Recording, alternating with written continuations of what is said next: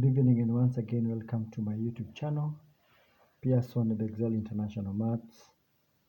And in this video I want to explain example 2 of pure mathematics 4, topic number 1, which is prove. And we are told that to prove by contradiction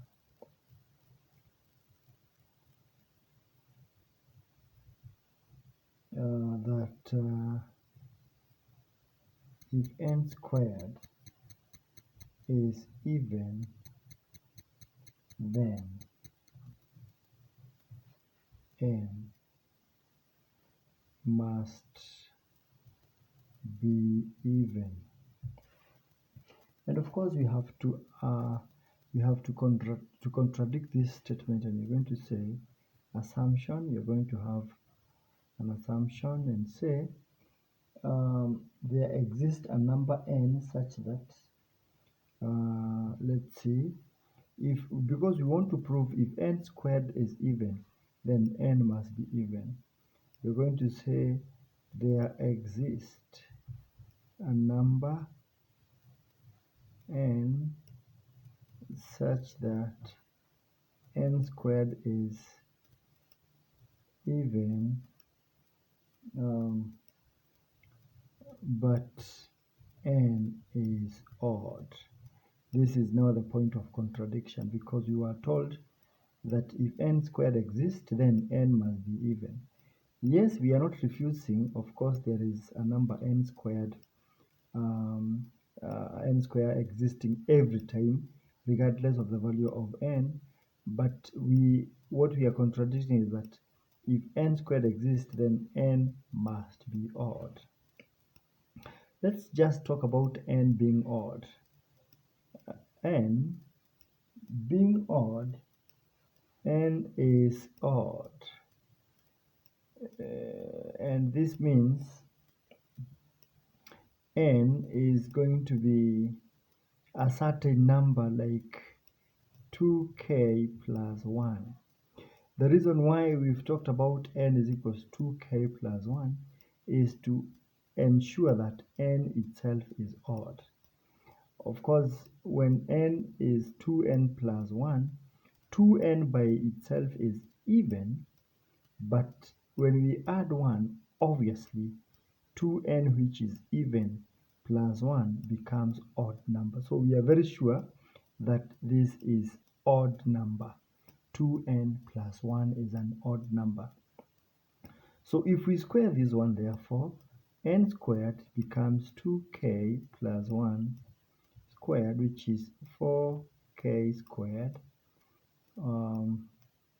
plus 4k plus 1. And it goes without saying this is going to be 4, or rather 2. We can even talk about 2. Let's talk about 2. 2k squared plus 2k plus 1. Anything multiplied by 2, obviously it's an even number. Anything multiplied by 2 becomes even number. So this part is even. But when any even number is added 1, then it becomes 1. There it becomes an odd number. Therefore, 2k squared plus 2k plus 1 is outrightly is an odd number. It's an odd number, odd integer, or a number for that matter, due to the existence of plus 1, this particular part, because the other one is obviously an even number. Anything multiplied by 2 is an even number. And therefore, so we're going to say, so n squared is odd. This is n squared, which is odd. And therefore, now that n was odd, n squared is also odd. This contradicts the assumption that This contradicts the assumption